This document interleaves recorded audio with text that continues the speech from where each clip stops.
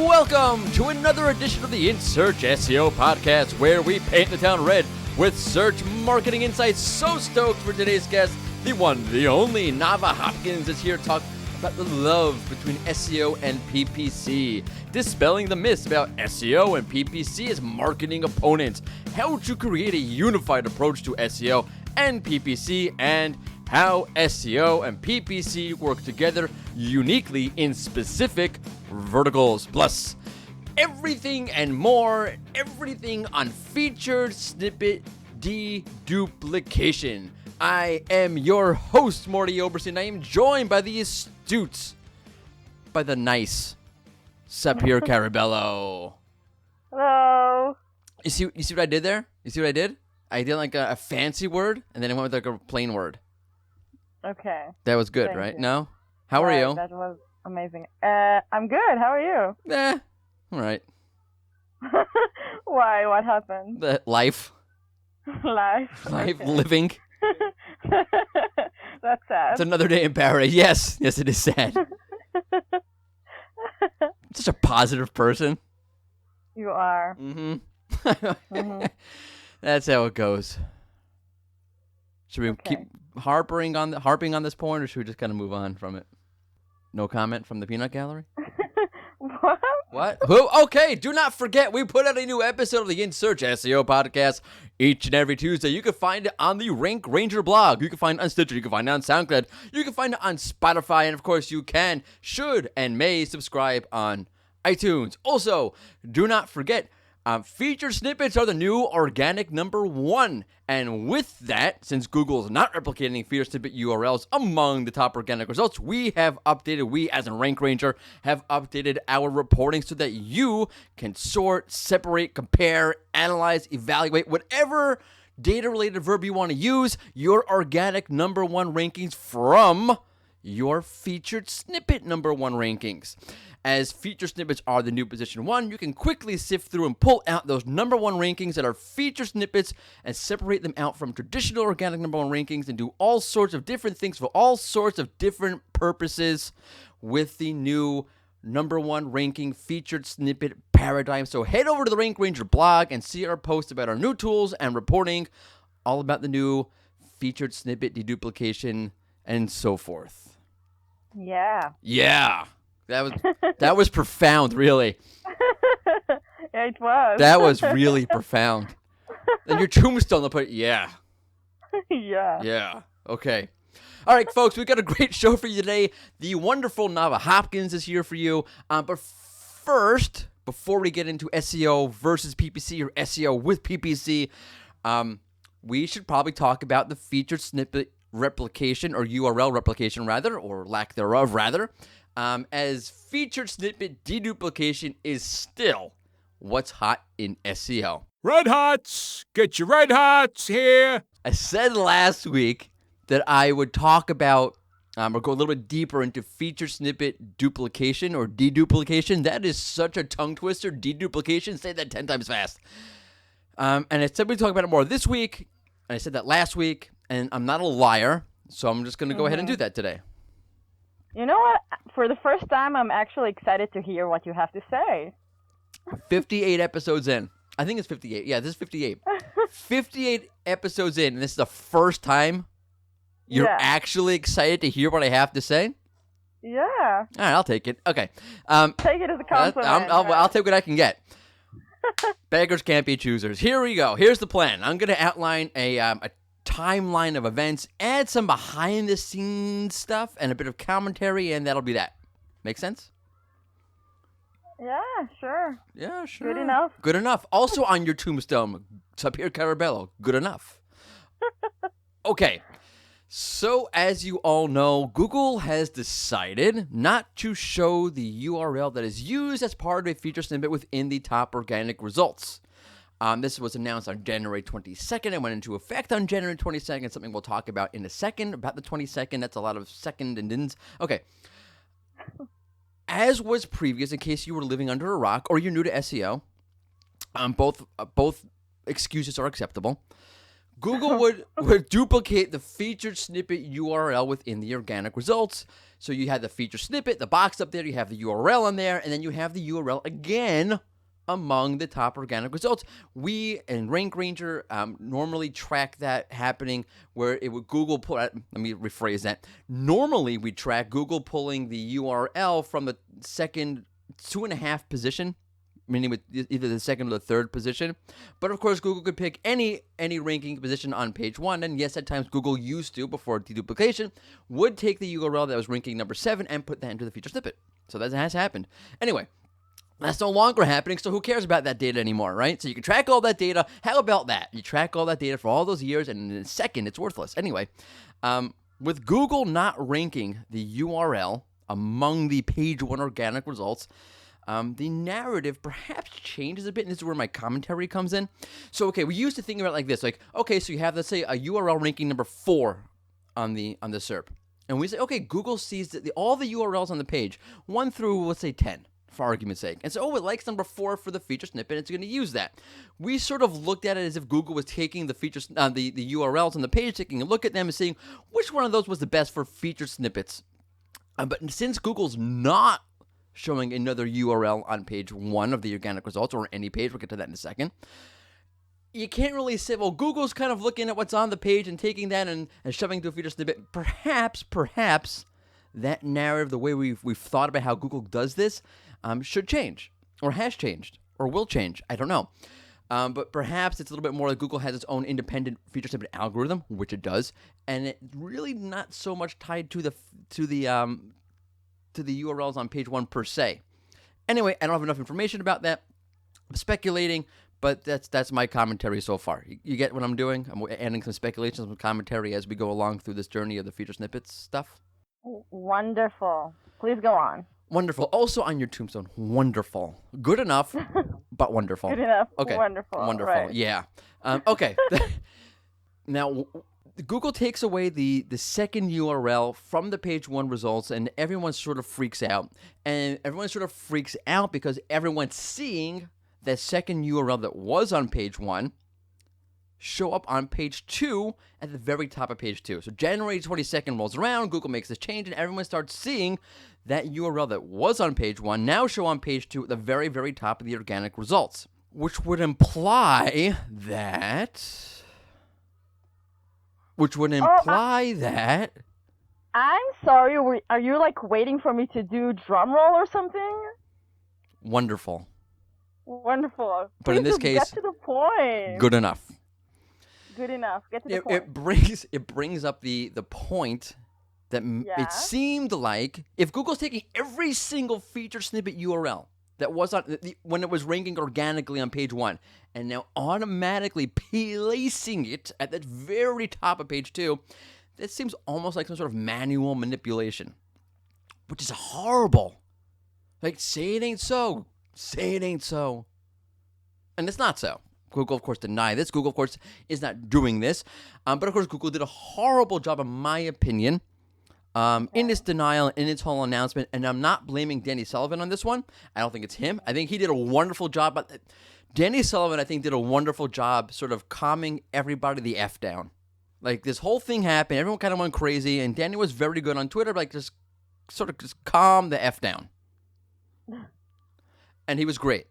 The problem was not Danny after the fact. The problem was Google before the fact. If you're going to change something like this, which is going to impact people's ranking reports, it's going to impact, which could impact someone's bottom line, right? If all of a sudden you don't see your ranking number 1 anymore, or number 2 anymore, that URL got pushed off the page to, position 500, that can make your reports look bad, and make you look bad to a client, and so forth. Okay, we'll talk about that later, how to deal with that. For something like this, as opposed to saying, hey, everybody, this is what we're doing. When? Now.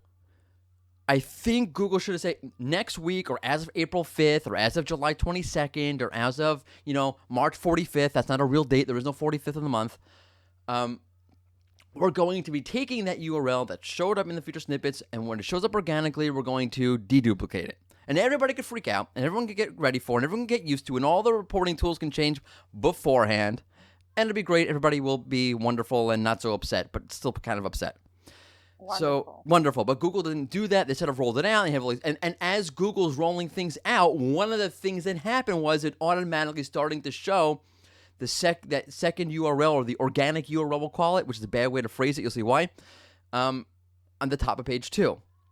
Now, some freak who shall remain nameless decided a few days after seeing this, let me go back, or not me, I'm sorry, some freak said, let's go back and take a look. What happened to those URLs that were showing up on the top of page 2 automatically? Are they still there?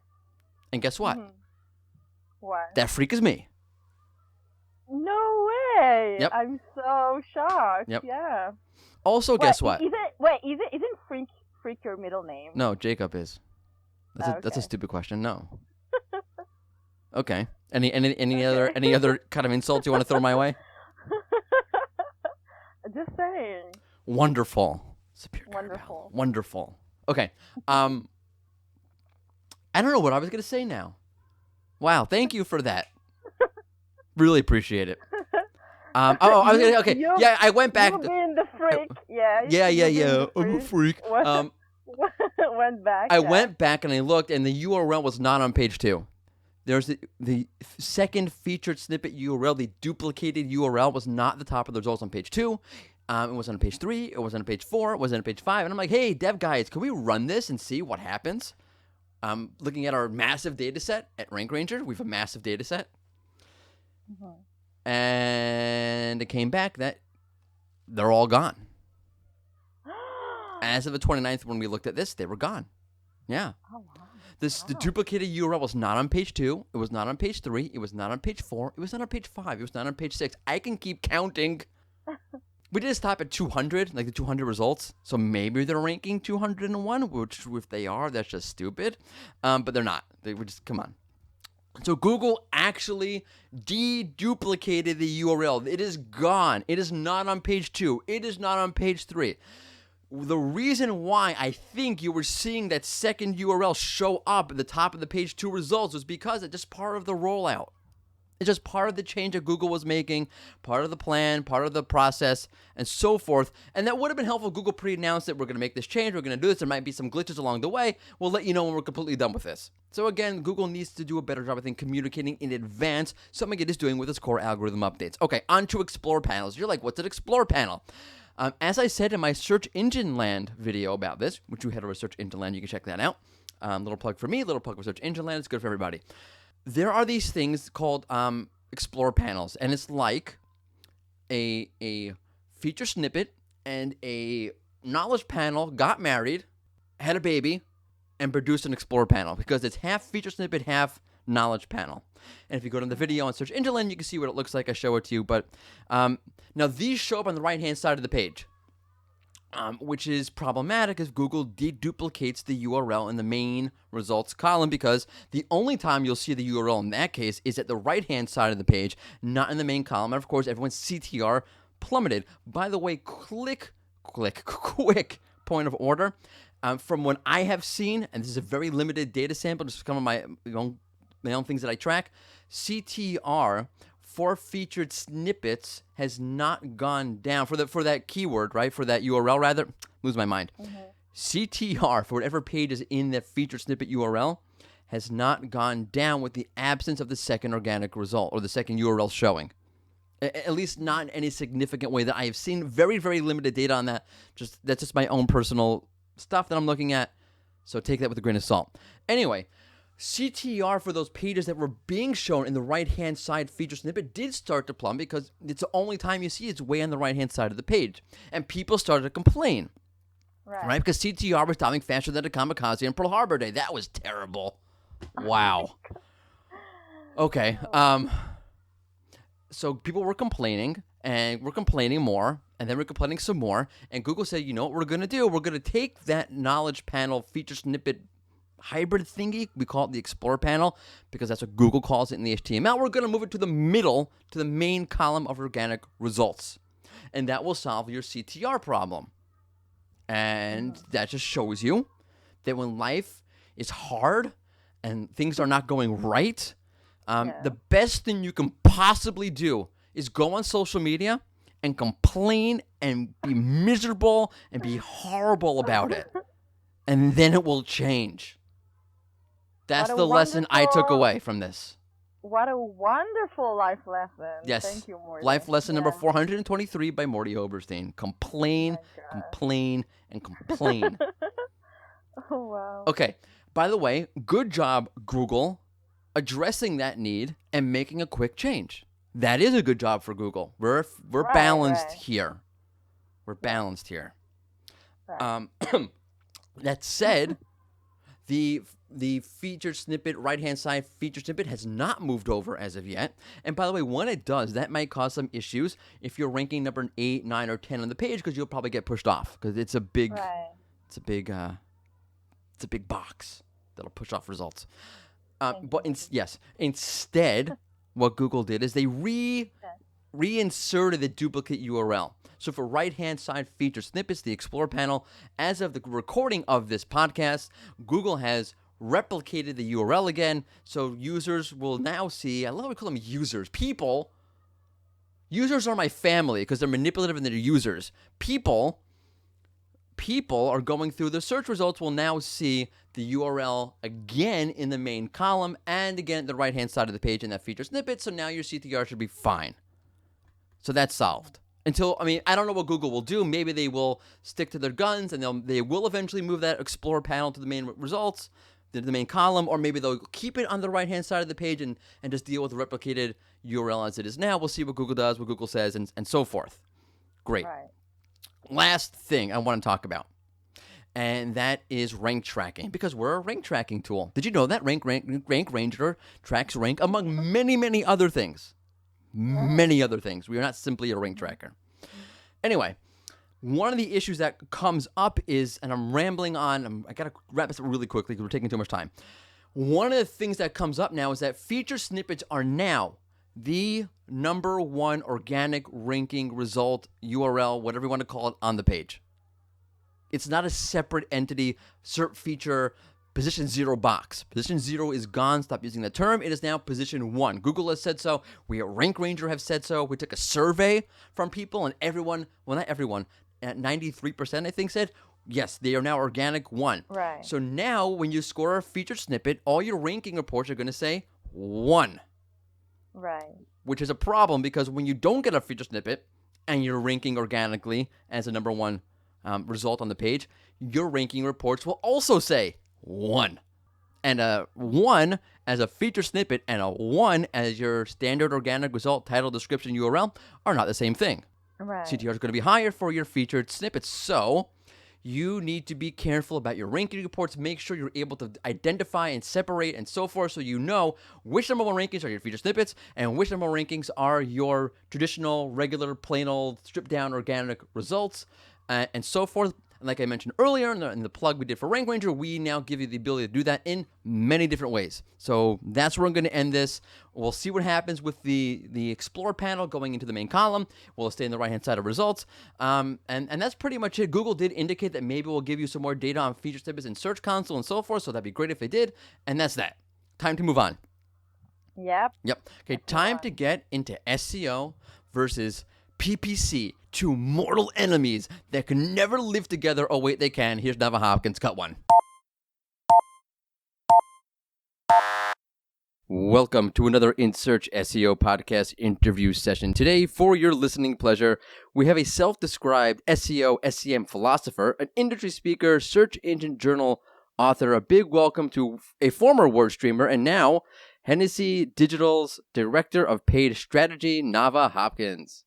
Thank you so much for having me. It's a delight to talk about a topic near and dear to my heart, SEO and PPC winning together and empowering each other rather than infighting like dogs and cats. Because we're better than that. We're more interesting in an era of integration. Okay, fine. No more fighting. But okay. By the way, first off, you're from Boston, right?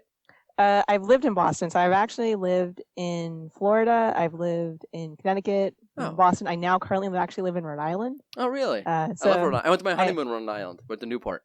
Oh, nice. Yeah. It's pretty, but it's very much pockets of gentrification versus We'll see.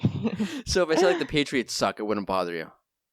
No, because Okay. I don't care about sports. Nice. Okay, good. I'm just, I care that people are happy. That's really cool. And you can root for whoever you want to. Oh, that's really nice. As a sports fan, I don't understand that, but I do appreciate that. I didn't want to talk about sports. What I did want to talk to you about, though, was you used to run a nonprofit education program. And as a former Teach for America alumni, that really interested me. Can you just speak about that for like a quick second? Totally. Angel Ed was, instead of me going to get a master's, I started a nonprofit and learned all of the things of what could have gone better, but actually also what not to do. So what was really interesting about Angel Ed, the mission is something I'm very passionate about, connecting students to mentors and scholarships that education is as debt-free and employable as possible.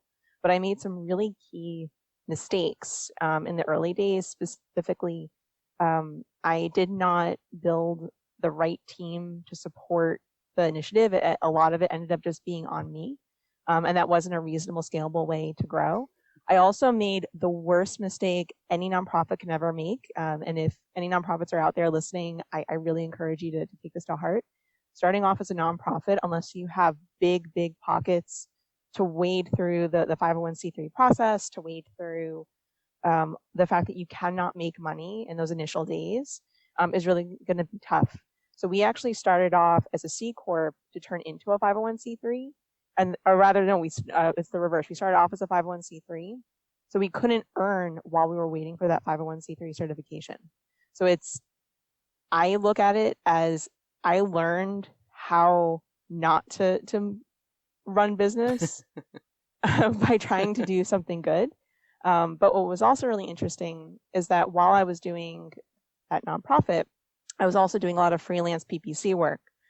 So while I was running this business, I was also freelancing, and I could not focus nearly as much on that business. However, it also created, in today's world, in my current role as kind of an empowering force in PPC, relationships with professors. So it really informs a lot of the work that I do in working with schools and trying to make people see PPC, and to be fair, SEO as well, as an employable skill that you actually don't necessarily need to go to college to learn. This is just something that you can just teach yourself. This is something that you can really, as a trade, grow your business. And so as much as it was lessons in failure and failure turning into opportunities, I'm truly grateful for all the things that I learned, all the people that I met, and then the ability to then go back and continue to give back in my role today to the next generation of hopefully the next generation of practitioners.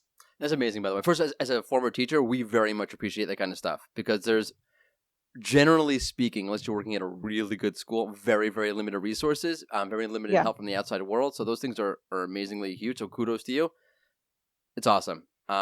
Second, I don't think I can't think of anybody who's coming to SEO or PPC from like a straight segue into the industry. It's always like, I did this, I was doing that at the same time, and then I kind of got into this, and here we are now, which is kind of cool. I kind of like that. It's like very diverse. Well, it's a really good kind of assist amplifier trait. No one really thinks about the mechanics of how you get digital marketing. You just digital marketing, branding studies, and like ads and content and blogs. It's important to take that step back and think about the technical nuts and bolts of how we get there, and to celebrate the people and to empower people to consider that path, to be the ones really empowering the creatives forward.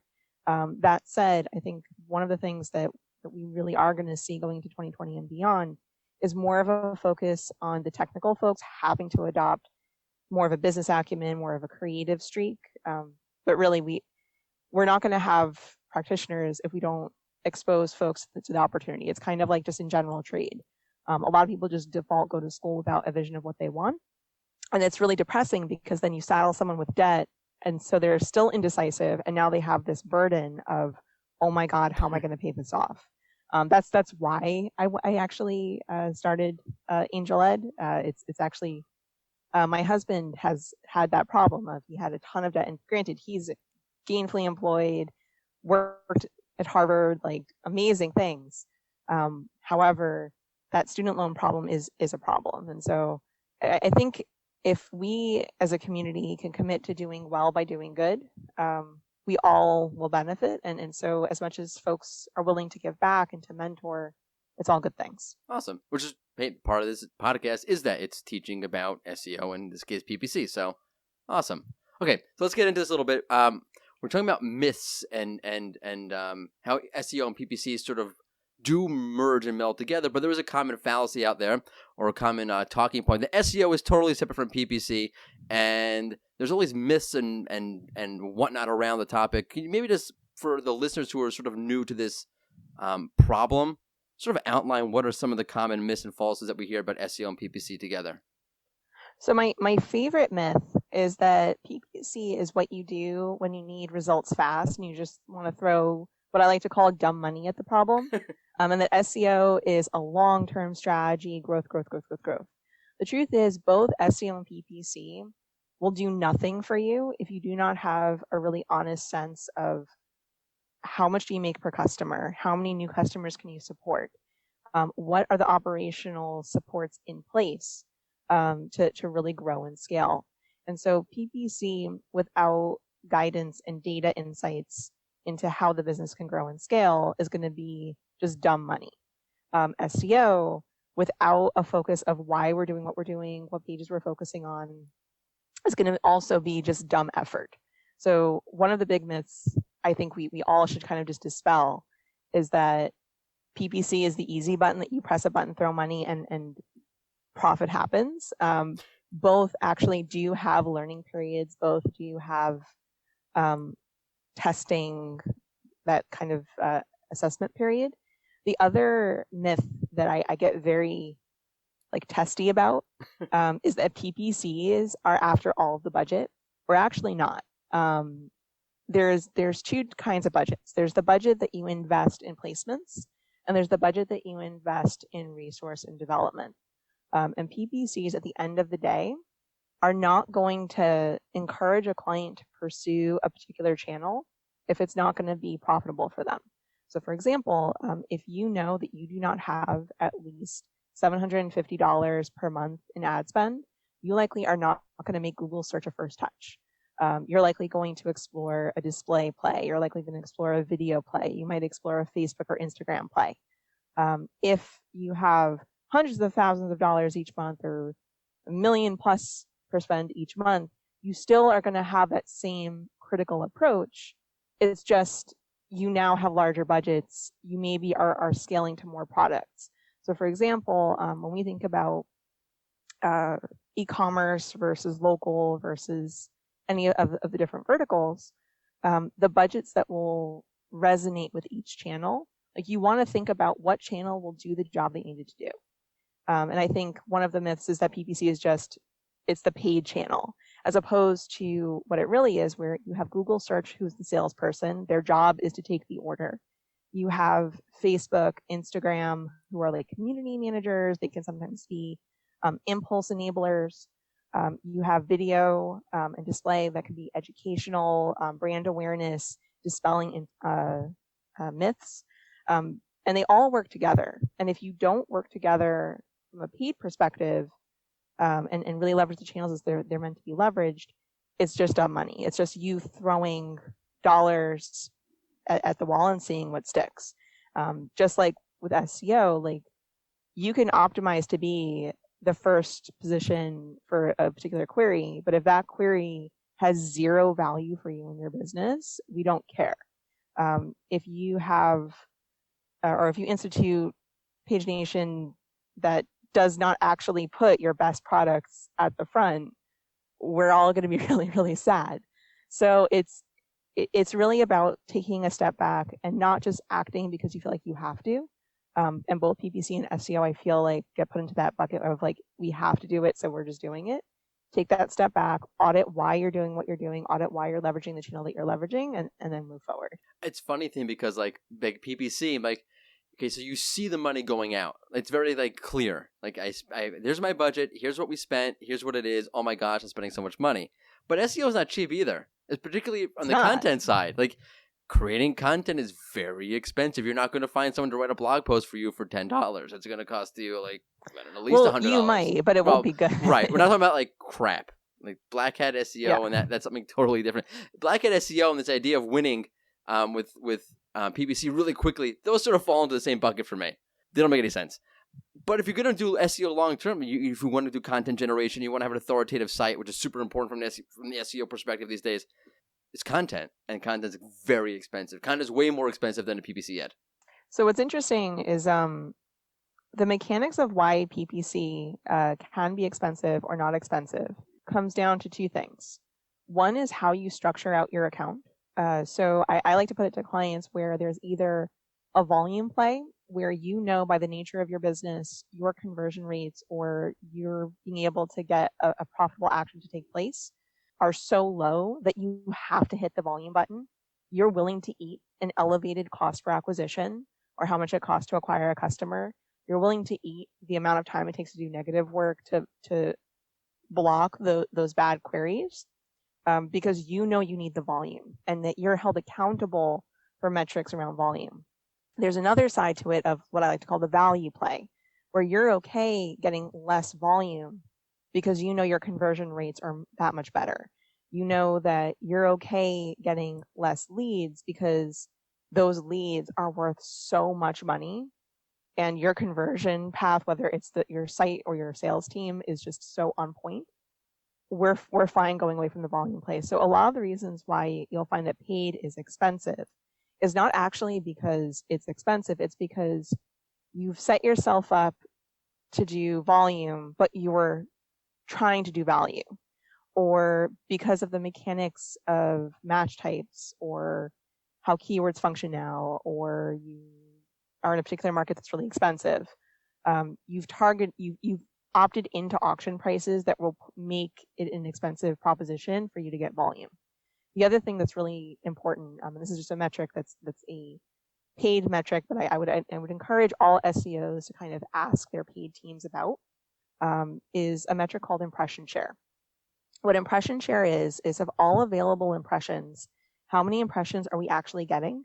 And you can lose impression share either due to budget or rank. And what's really interesting is that across the US, and to be fair, Canada as well, the average impression share is about 47.8%. But the majority of advertisers, and this is based off of WordStream data, the majority of advertisers are not actually losing it due to budget, they're losing it to rank. So structural issues are causing us to miss out on these opportunities. And what's like wasted spend only happens if we haven't set ourselves up to get enough leads in our day to achieve profit. So if our impression share isn't, we'll say 75% or better, there's odds are we could be doing better. If we can't fit at least 10 clicks in our day, a 10% conversion rate on a non-branded PPC Google search campaign is actually really, really good. So if we can't get at least 10 clicks in our day, we're not going to necessarily see value because we can't by the numbers get enough leads to yield a customer. So it's just like those little metrics that are ratios that I find are really helpful. This is, are you a gamer at all? Like, do you play board games? Board games or like video games? But either. Okay, Ideally board games, but sort of, kind of, yes. I have 4 children, so yes, we play board games. One of the things I actually like to do with anyone new to the industry is I actually will have them play a bunch of board games to get their minds in the state that they can process what it is to work in a paid account. And to be fair, I just heard Mika give a great talk at Tech SEO Boost when he made the same analogy for SEO, and so must be true. Like all of us in digital marketing have to play board games, but the reason why, so the reason why board games, there's a set of core rules, but the basic mechanics and like the paths to victory adapt based off of each board game. So your ability to bounce from channel to channel, your ability to leverage the resources that you have and allocate them where they'll do the most good. Board games, particularly worker placement games, are actually a very powerful path to get your mind trained to think about how paid and even in some cases organic works. So cool. Shout out to playing board games to get yourself in a spot where you can manage accounts. So does Guess Who count as a board game to do this? It actually does. It's a good audience. It's audience segmentation. What you're doing is you're excluding personas that don't quite fit like what you're looking to do. So for example, it's actually really funny. I use Guess Who, like the picture of Guess Who, like the board, whenever I'm talking about audience segmentation. So like That's great. absolutely fits. That's awesome. So for example, if I ask the question of, does your person have white hair? And I then find out, no, they don't. I can then exclude people with white hair, and in paid, regardless of whether it's Google, Microsoft, Facebook, Instagram, YouTube, whatever, just like you can target audiences that you care about and that you want to put your messaging towards, you also can exclude folks that don't quite fit. So for example, if you're in real estate, there's a very big difference in intent and in auction prices and in value between commercial and residential. Someone who does commercial deals will want nothing to do with residential, and someone who does residential is not going to want to get dragged into the auction prices of commercial. So you can actually exclude those folks based off of actual audiences that Google is kind enough to give us. There's something called in-market audiences. So it's funny because like when it comes to SEO, we talk about targeting, but we do a very terrible job at it. Right? We'll still go for that higher volume keyword, and it doesn't really fit into exactly what we're doing.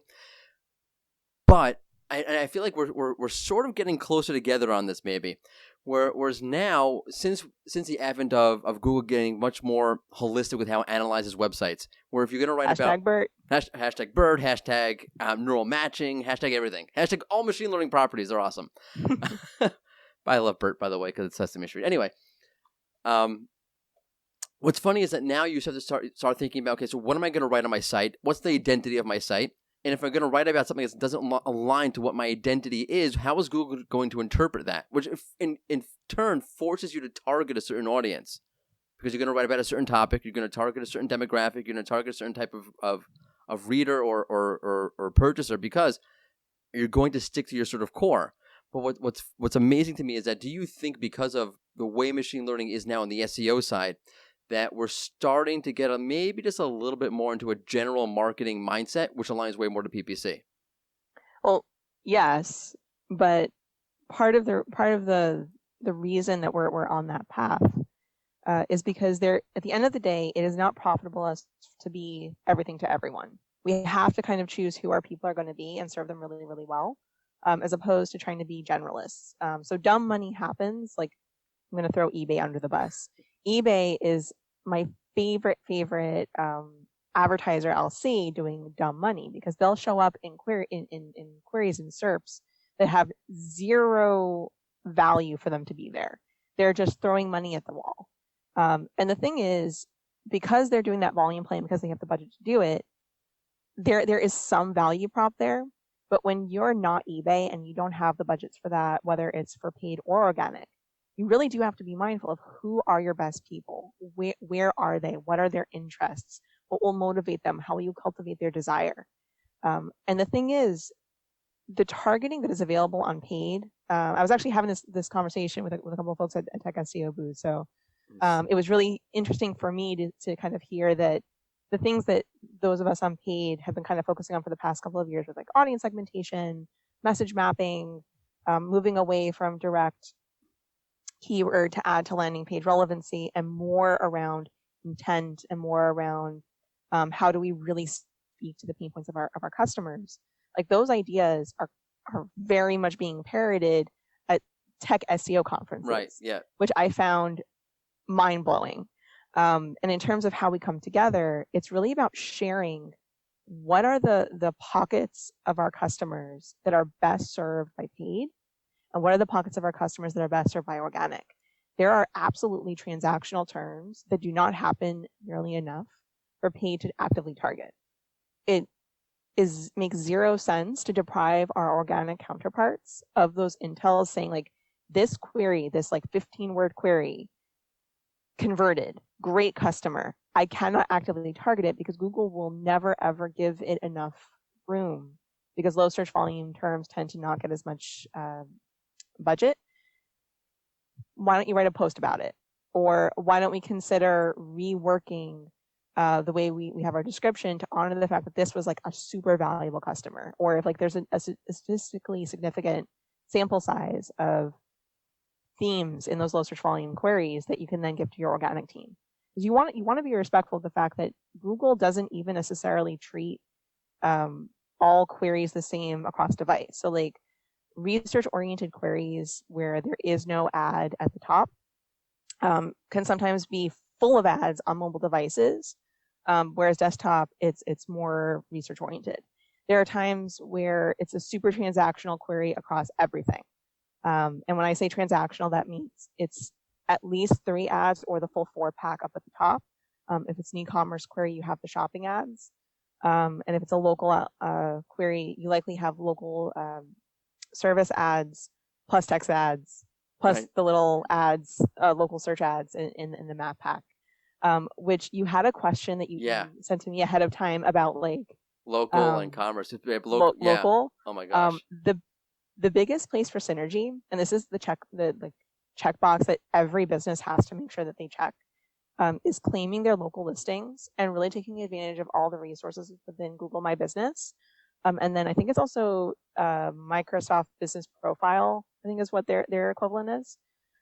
Because you actually can have ad spots that you just get based off of that Google My Business being attached. And you get that many more user insights. So in Google, we have, or in paid, we have segments of user interactions. And it can be really interesting to see the interactions of what groups of people, what audiences lead to driving directions. Like someone who like wanted to come visit us versus someone who engaged with a site link because that happened to be a more interesting idea for them. So yeah, Google My Business, the location extensions, really making sure that you've claimed that local presence. It's such a crucial step for organic, but it's also a really crucial step for paid. Yeah, there's so many, I'll say weird, but interesting places where ads show up locally. I mean, there's ads now in local packs way more often. There's been ads in local knowledge panels for competitors' businesses. I mean, obviously, and in maps also, there's always been local ads in there. So there's like this sort of like, it's a very SEO sort of space. A local pack is very much an SEO space, but paid sort of makes its way, creeps its way in there within the local arena. So what's interesting is I've seen local packs where there's a paid spot and an organic spot in the local pack, but then you have boring, horrible text ads for the actual text ads for the same business. And what I worry about is that people are just kind of hitting default buttons and just checking boxes as opposed to being mindful. So I'm kind of like spoiling your questions. That's okay. You. No, that's fine. Totally fine. You sent like a really good question about like what is happening with, like I love the question because it's a good one. Of the ads now look more organic. What's up? Oh, right. I'm particularly on mobile, and now that they've been spotted on desktop a million times over. Also, actually, yesterday, like the day of the recording, not when this gets released, Glenn Gabe found one on in a local pack that was the colorless ad label, so it looks very, very much organic looking. So what's interesting is the ads. People have control in ads, exact control over headline 1, headline 2. Headline 3 doesn't always show. It's more of a desktop spot. And what's interesting is I've actually seen SERPs where the same business had super compelling, amazing creative in their ad, and their organic titles were gross. Like it was like redundancy. I'm like, this is silly. Like you're seeing that you're putting all this effort into your headlines where you're going to pay for the engagement, but you're not making sure that your organic listing is just as compelling. And this is like one of those opportunities where instead of fighting with each other and saying, paid, why are you stealing my budget? Hey, paid, you're getting very clear data on what messaging is working, and you share that with us. And vice versa. Like if you happen to see organically that like certain messaging is really crucial, there's zero reason for us to go in blind on a test if we have those insights that it's working. The other thing to be mindful of is that when you're looking at an ad, you have the paths so you have the URL paths, you have your headlines, you have your descriptions. There used to be this thing where like you had to title case every letter. With expanded text ads, that went away. And what I actually advise a lot of clients to do is to make the paths lowercase to kind of mirror organic listings. But when it comes to headlines and when it comes to descriptions, that's where like there is no rule. So in terms of ads mirroring organic, sure, they do on search, and sure, they kind of do on other channels as well, whether it comes to Facebook posts or Facebook spots, whether it comes to like a YouTube video ad versus like YouTube content. Like we can talk about whether you should invest in making like exciting, engaging, creative or not. But in terms of the actual content, that's where there's an opportunity to collaborate. And instead of being like, oh my God, Paid, why did you take my spot? Paid, what worked there? Which is like content is the natural unifier, right? For example, a landing page. It could be a unique landing page you have unindexed that just goes to the ad and it's not really part of your site. These hidden pages. Okay, fine. But more often than not, you can use the same landing page for whatever product or feature you're talking about for organic search, and you can tie it to an ad. And you both have. I'm assuming that what's a quality landing page organically is going to be a quality page. It depends. Okay. Like this is one of those it depends moments. Oh, I like there those are moments. So many it depends moments. It's good to see that the search marketing folks at the paid side also have it depends answers. And it's not we have so many of them. Good. Thank God. We're no one ever, anyone who claims to know everything and is black and white in their answers is trying to sell you something. Snake oil. But when it comes to landing pages, I actually prefer having dedicated landing pages on either a subdomain, ideally a subdomain, not a microsite. And the reason for it is very simple. Google has a rule that you cannot have more than one domain in the same ad group, and you cannot have redirects. And so organically, you may intelligently make a move to redirect a domain and to really have that power be there. But if you're not talking with your paid team and letting them know, you could actually kill all of their volume because redirects happened. That's good to know. The other thing to think about is that when you have, and this is actually a great tip from Jory Ford over at G2 Crowd, quality score is part of how you get good ad rank. A quality score of 5 or greater, you get a discount. Quality score of 4 or lower, you pay a premium. And quality scores mechanics are historical click-through rate, which is based off of your competitors, your keyword to add to landing page relevancy, and the landing page experience.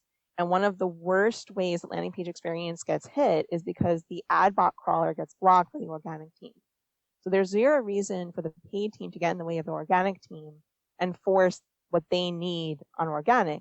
Instead, share content-wise, but it actually can be super valuable to have those dedicated landing pages because we're far more focused on getting the user to act because we paid to get them there as opposed to reading. So for example, walls of text, we hate them. We want big, bold contact numbers. We want form fills above the fold. Maybe there's a video, maybe there isn't. But like if you're going to have navigation, like that's an it depends answer. Some folks do great with navigation, some folks don't. But I actually really do prefer keeping dedicated landing pages over having landing pages for organic, because if you try to boost organic rankings just by like driving a whole bunch of traffic, like sure you might get some gains, but ultimately it's not sustainable because like it's artificially inflating it as opposed to truly building a useful experience that Google will then continually reward you for. So that's sort of my problem with all of this is that, okay, I understand that there's a lot of room for synergy between SEO and PPC abstractly as concepts or as practices. But actually implementing this with 2 different teams, or even if it's one team, you give your a small, in-house boutique for whatever it is, and you're trying to do both. How is it possible? There's just so many things on the PPC side that I don't know. I have a cheat button for all of you. Okay. Yeah, it's a cheat button.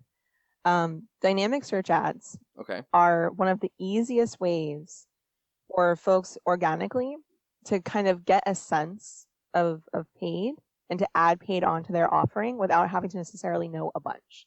There's a bunch of great resources out there. I can send you some to go out with this post. But the basic premise of dynamic search ads, or DSA, is that Google will crawl your site and serve up the landing page that best matches the user's query. You do not write the headlines, you write the description. And you can exclude pages like the blog, the homepage that you don't want to actually pay to send people to. You can make sure, or you can kind of proof what the landing page might be, what the queries might be. And the value of that is that you can then, off of data that you're basically paying for data to see what queries are worth actually targeting, what your people cost, how they search, and then know what to build from there. The one downside of DSA, and this is just a really unfortunate thing, once a campaign is made DSA, it's a DSA campaign forever. DSA campaigns are also eligible to take traffic from from campaigns where you're actually bidding on keywords. So if you're going to run DSA, you want to make sure that you make all of your active keywords a negative in the DSA campaign, particularly your branded terms or any major competitor terms that you might have campaigns running for, as well as, again, all the keywords that you're targeting. And again, making sure that you're excluding homepage, about us pages, blog pages, anything that's not actually part of the path to conversion. And the bidding itself then? Or the budget? And so budgets and bidding, you can forecast it. You can kind of do some test budgets. There's a bunch of resources out there to help you kind of figure it out. One thing worth bearing in mind with DSA, if you're going to do DSA and you don't necessarily trust your conversions or you're not quite sure, I actually like doing DSA on a maximized click bid strategy with a bid cap that is 10% of what I said is a daily budget. So say I set a daily budget of $50 a day, I would want no click in there that would exceed $5. Got it. And Google, for budget purposes, here's now me getting really into the nitty gritty. Google will average out your daily spend budget across 30.4 days. So in order to do that, it can up to double your spend in a given day to average out across 30.4. So a very common mistake that people will make is they'll set a budget of I'm fine spending $4,000 a day, and then they cry when Google spends $8,000 in the day, because that's what you told Google that you were fine doing. I remember that being a problem when it came out. It's still a major issue? It's not really a major issue for people that take the time to audit the keywords and their auction prices and truly what they are if they're going to do automated bidding, and who are honest with themselves about what they're setting as their daily budget. A very common mistake people will make is that they'll adjust bids without adjusting budget and then complain when they're still spending a bunch and they don't understand why. Vice versa, if you set a budget of, say, $5 and your keywords are $3, I'm not expecting anything to happen because at most you can fit one click in your day. It's good to know. It's really good to know. Do you recommend that people do conflict of interest here aside, do you recommend people do PPC in-house, or has it gotten to the point where it's not, even with the DSA, it's just not worth it? No, it truly does depend. If you and this is actually one of the reasons why I loved working for WordStream. We were able to empower small to medium-sized businesses to really own those tasks. It does take a little bit of time to learn, and you can definitely explore tools to help you. But Google and Facebook and Microsoft, to be fair as well, have done a lot of effort to make sure that the native platforms actually are far more intuitive than they used to be. The basic mechanics to remember when you're thinking about paid is who are your people and who are you going to be targeting? how much are you really comfortable spending to acquire those leads, being honest with yourself about what those leads are worth. And then in terms of structure of account, do you have the time to go in and audit for negative queries? Do you have the time to go in and really audit? Or do you need to set yourself up with more of a, not really a set it and forget it because there is no such thing, but with less nitty gritty manual work? Agencies are great. In-house is great. But there is no like white flag, I give up, never own it in-house answer. Like there is a path forward for everyone. You just have to be honest with yourself about how much time you truly have to dedicate to management, and if that time correlates with what you'll be held accountable for. Makes a lot of sense. Okay, so I have one last serious question for you, then a funny question for you. Okay. You mentioned before there's cases where people say, SEO is for building authority and PPC is for getting a quick win, and it doesn't really work that way, which makes a lot of sense. But are there cases where it does make sense? And I think you did hit on this quickly a bit before, where it does make sense to do SEO and not PPC, or vice versa, do PPC and then forget about the SEO? So one of the biggest reasons I hate this question, like I genuinely hate this question, is it implies that you kind of have to choose one. A healthy business, once they've gotten to a place where they're stable, will be doing both, and they'll prioritize based off of the margins that they make on products, to focus on PPC, because they'll make enough money that it will make sense for them to advertise. If they don't necessarily make enough money to justify investing in acquiring those leads, then they have to look more organically. But the other thing to consider is that a lot of folks think about PPC and SEO as just search. And it really ignores where the future of PPC is going, where PPC is far more focused on video, far more focused on kind of these new emerging channels like Snap and TikTok, on local ways, things like that, LinkedIn for B2B. And so we want to be mindful that it's your business has products and services. Only you, in looking at your products and services, will know if it's profitable to advertise or if it's profitable to focus more on content or to focus more on like events and PR. Like they're all going to end up working together. The big takeaway, though, is that intelligence needs to be shared with everyone. So there is no good reason for the paid team to be holding on to all the low search volume queries and not sharing those. There is no good reason for the organic team to not be sharing, hey, listen, this was like the core messaging that we found really worked for us. You may want to consider a test where you leverage that as a major headline. And so if there's one takeaway that people can take from this talk or our conversation, it's that you want to be honest with yourself about what your needs are. And you want to make sure that there's pipelines of communication between every channel, not just the marketing team, but also the customer success team, also the sales team, and what quality of leads are actually exciting for them to talk to. Who are the customers that are staying the longest and spending the most? Things like that. You lost me at there's something outside of Google. It didn't compute. Everything after there just didn't compute for me. I'm sorry. There's something outside of Google. I don't know what you're talking about. I'm being sarcastic. No, but it's a good point. I forgot I was speaking with about this recently, that SEOs need to start thinking about opportunities outside of search. Yeah. It particularly if you buy into the 50% of all searches don't result in a click sort of thing, which I don't know if it's 50% or it's definitely a lot. And if that's the case, then I don't think having your URL show up in a featured snippet is a great branding opportunity for you if there's no click. You might want to view through attribution, man. That's how we got to go. Like one of the greatest crimes is that there is no cross communication of attribution between paid and organic. And the best in-house teams and the best agencies that have both paid and organic share those attribution conversations, and that you don't just rely on last click. Right. I'm just reading about that. Got you. Can you explain for the audience why you would not rely on last click?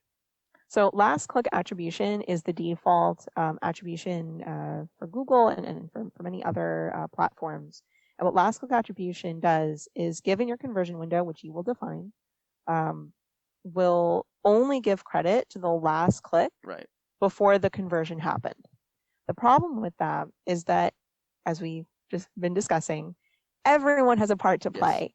And it's not really fair to only give credit to the last person to touch the ball before the touchdown when the whole team was playing a part.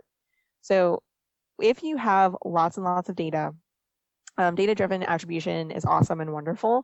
The problem is, like, the thresholds for those are really, really high. So if you don't have those sorts of thresholds, definitely consider position-based, which will give 40% to the first click and last click, and then share the 20% amidst all other clicks. You may also want to consider time decay. That will, as further away from the click, the less credit it gets. But yeah, last click attribution is really not fair to any department. It makes no sense. It really makes no sense. First off, if you're most users are not buying. They saw your ad, like, hey, I click it, I bought.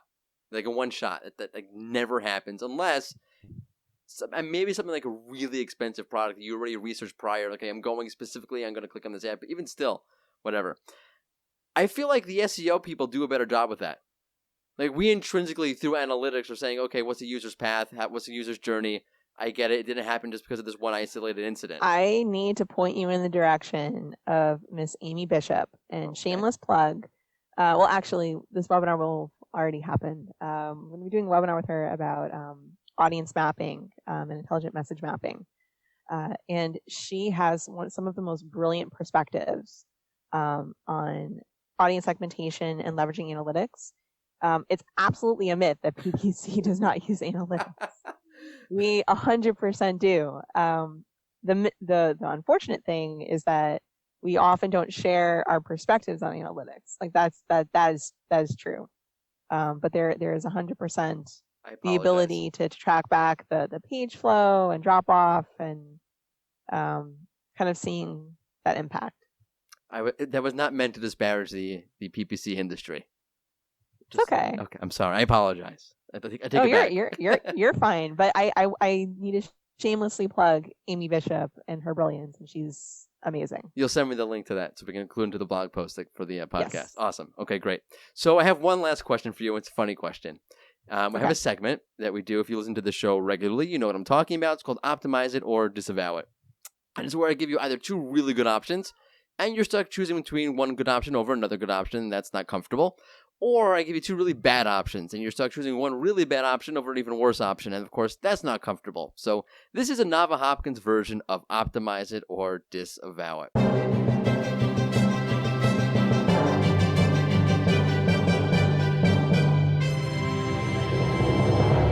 So for you today, if you could do one or the other, it's a zero-sum world. I'm trying to construct it as a zero-sum world. It inevitably never works, but I'll try anyway.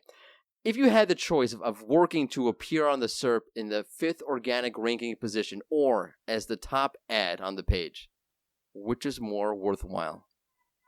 So it depends. If you're running a branded campaign or a competitor campaign, I would take the first spot every day of the week. Because in branded campaigns, not only do you want to own your SERP and control your messaging, you want to direct people exactly to where they can do the most good. You also, just as a shameless plug for branded campaigns, that's a way for you to make sure that you're controlling your budget and it's going where it's intended.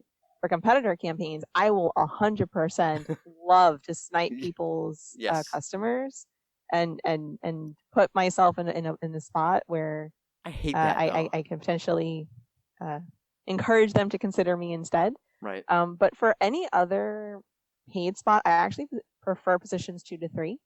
And the reason for that is that the benefits of being in position 1, unless you're on a mobile device, you actually get a lot of the same extensions. You actually get a lot of the same benefits. And the price difference is a real boon.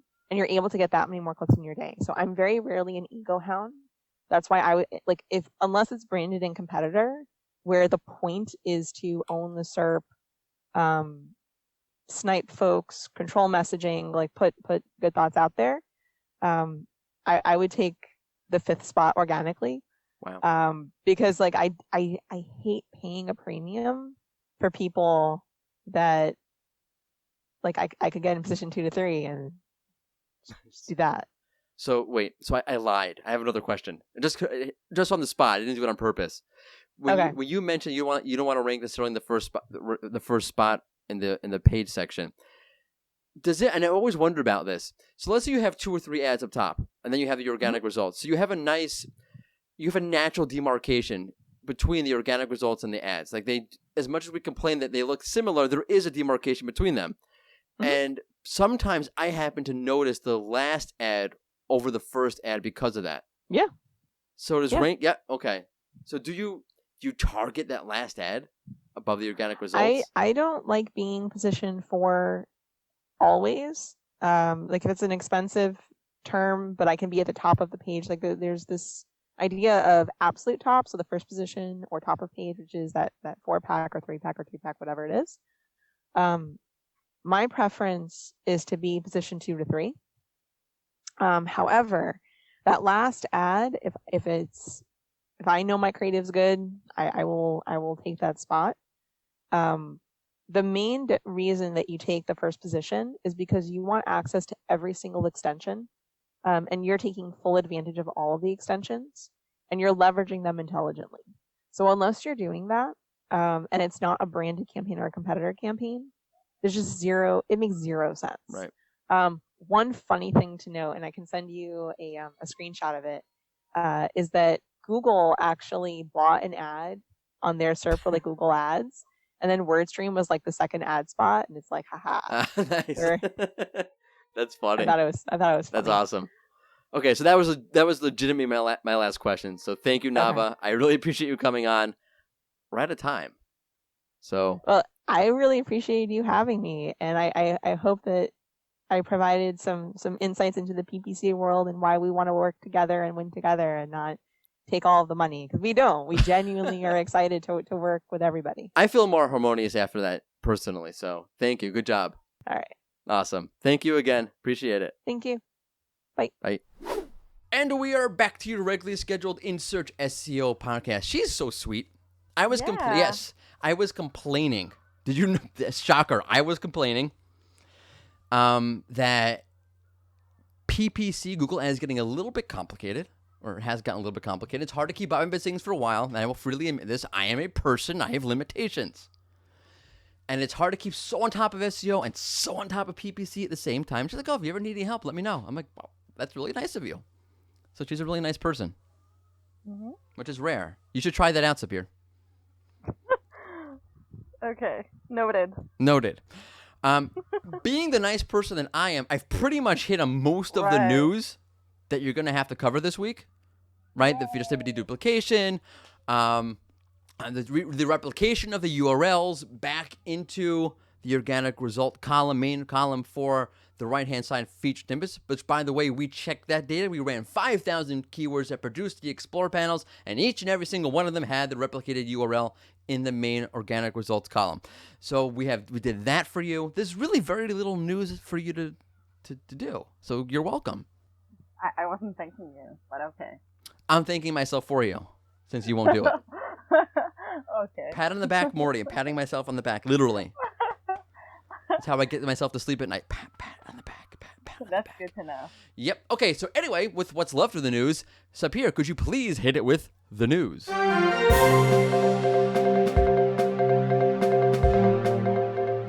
you temporarily want to hide your pages from the SERP? Yes. Well, Google has just the tool for you. Great. Google, shut up, Morty. Google has a new removals tool inside Search Console that can do this and a bit more. That's pretty cool. Yeah. I like that. That's great. It's good for you making changes. No, it is good. Let's say I have a case like my sister sells wigs online. It's like a side business. She's still in school and she's doing this like a side thing, whatever. And she redid her. Okay. It's a Shopify site. You're laughing. Like, why don't you sell wigs online? See how funny it is. I'd buy a wig. I'm losing my hair. I look down in the shower and I start crying.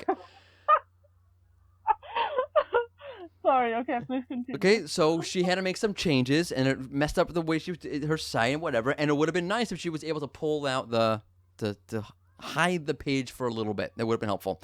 It's very helpful. Anyway, I'm sorry to ramble on.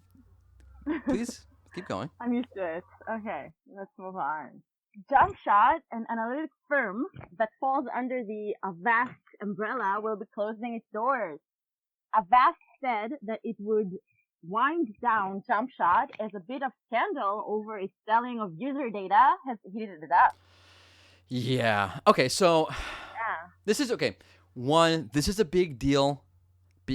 For a bunch of reasons. It's bigger in the SEO industry than probably anywhere else, maybe. I'm speculating about that, actually.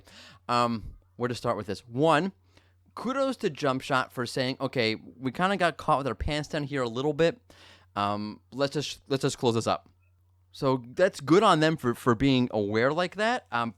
I have a pet peeve, I guess, about all of these things, where you look at they inform you that we're collecting your data and blah, blah, blah, blah, blah. And it's all there. It is all there if you have a computer science degree. If your grandma or if you're, Mike the football coach. Sorry to all football coaches. I don't think you're actually stupid. What does this mean? I guess I'll click yes. Sure. Now, you're dumb for clicking yes because you don't really know what it means. You should click no. And that's on the person. At the same time, all these companies should make very, very clear exactly what they're doing, which they don't. And they're relying on the fact that, I don't know what that means. I'll just click yes. So they're sort of exploiting that a little bit, and I don't like that. That makes me angry. Okay. So I see both. It's okay. It's like, I'm not screaming and yelling about this one. They did the right thing. I don't like these things in general. I don't think they're any worse than anybody else. The reason why there's such a big deal in the SEO industry is because that's where, the zero-click search stuff comes from, like that data. So that data, we don't know anymore what it's going to be in a year from now. How many searches result in zero-click? Is it 50? Is it 40? Is it 100? Is it 105%? It can't be 105%, by the way. Also, some of the tools, not Rank Ranger, some of the tools use Jumpshot data for search volume information. So if you are using Rank Ranger, you have nothing to worry about. All of your data is exactly as it was before. Right. Yep. Okay. What else? That's it. That's it? Well, I really did cover the news for you today. I'm a wonderful human being. Yeah, right. I know. When's my award coming? I want a plaque. What? Okay. Anyway, moving on from that, as our time is winding down together, you know what time it is. I know what time it is. It's about 11:06 a.m. No, it is 11:06 a.m. Yep. It's time for the in-search. Insert. I totally botched. I had one job. It's time for the SEO fun. I can't get it out. Oh my! It's fun for it's fun for the. It's time for the fun SEO send out question. Roll the music. Okay, if you listened to last week's episode, you know that I was trolling, which is a harsh word, really. Sapir for not knowing Mr. Rogers. In fact, I had been trolling her all week long. Do you want to tell them what I did with the MP3 file, like the? Oh, that was. Oh my God, that ruthless. That was not great. Cool. Okay, so wait. Background. Background. Sapir refuses to listen to the Mr. Rogers theme song. I'm like, you got to listen to this. This is like part of my childhood. Let me share this with you. She's like, I don't care about your childhood. Just like my parents did. I don't care about your childhood. And she refused. So I tried to send her a YouTube URL sneakily. That's not a real word. And she's like, no, I see the thumbnail there. I'm not opening it. So then tell them what I did. So he asked one of my colleagues to help him out with the editing of this podcast. And he sent me an audio file and asked for my opinion, if I can hear some noises or anything out of the ordinary. So I was like, sure, because I'm a very helpful person, Mm-hmm. I'm a very nice Wonderful. person. So I agreed, yeah.